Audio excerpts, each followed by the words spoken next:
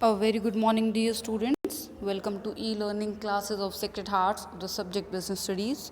Dear students, in the previous lecture we have concluded the banking services, and in the last lecture we have discussed about the different methods of digital payment, in which we have discussed about the debit card. Generally we used to say it as the ATM card. So debit card is a particular facility that used to facilitate the account holder or the card holder to withdraw the certain amount that is in the account of the account holder. Thereafter we have discussed about the credit card as well. So dear student, credit card is a particular card through which you can withdraw the amount even when you are not having any amount in your balance, and then later on the amount is to be deposited with a commercial bank with some certain amount of charges. Thereafter we have discussed about the concept of NEFT, that is a National Electronic Fund Transfer. Thereafter we have discussed about the RTGS, that is a real time gross settlement system of electronic payment, in which the minimum amount is rupees 2 lakh and all the transactions of RTGS are being monitored by the Reserve Bank of India. Thereafter we have discussed about the ATM, that is automated teller machine that used to do the job of teller 24/7.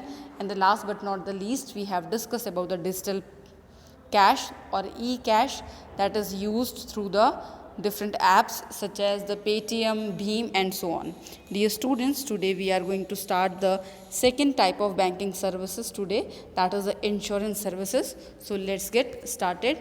Initially, what is the meaning of insurance? So dear students, insurance is a contract between the insurer and the insured, in which insurer agrees to make the good the loss of the insured on happening of an event in consideration of a regular payment called premium. Before understanding the whole concept of the definition or the meaning of the insurance services, we have to discuss some of the concept, that who is the insurer, who is the insured, what is the happening of an event and so on. Then only we will be able to understand the meaning of insurance services. So initially we will understand the meaning of insurer. So who is insurer, beta? Dear students, insurer is a particular person who used to provide the insurance, or in the simple words we can say insurer is a particular insurance company who agrees to compensate the loss of the particular person.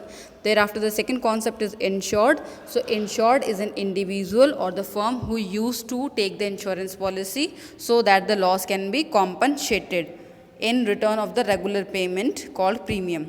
Now what is the happening of an event? Happening of an event is the particular event through the fear of which we have taken the insurance policy. For example, if we have taken the fire insurance, then fire is the happening of the event, and the premium, what is that? It is a regular payment that is to be made to the insurance company, and this regular payment can be the quarterly, can be the half yearly, or can be the annually. Now dear students, we are going to discuss some of the insurance principles, that means the principles that are followed in the concept of insurance. So the very first is the principle of utmost good faith, and according to this principle, dear students, insurance is a contract of faith, and the faith must be there between the insurer and the insured. Insurer is the particular insurance company, insured is a particular person or the firm who has taken the insurance. Now both the party must disclose all the material fact, but the material facts must be related to the insurance policy and related to the subject matter of insurance, and any of the principal subject matter must not be hidden over there. Now see further, and if it is so, if the insured hides some material fact from the insurance company and later on insurance company came to know about it, then in that condition the insurance company can give denial for payment of the compensation.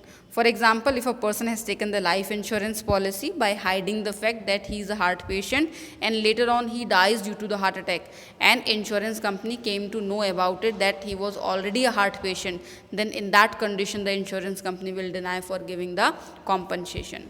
The second one is the principle of insurable interest.